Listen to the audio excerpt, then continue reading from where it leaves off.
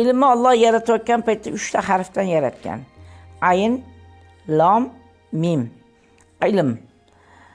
Qaysi odam ilm olaman deb o'sha ustozga borib, ta'limga agar boraman desa, demak o'sha ayni, o'sha ilmni ayni aytar ekanki, buni maqomini ayliyinga yetkazaman. Eng 8 jannatdan ham yuqori maqomlarga uni olib chiqaman der ekan.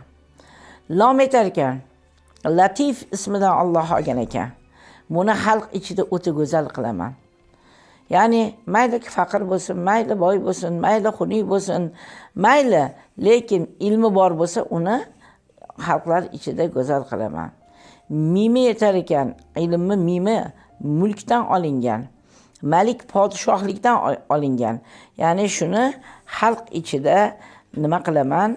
Mulklik qilaman. Ilmli odam hech qachon xor, zor, faqir bo'lib qolmas ekan.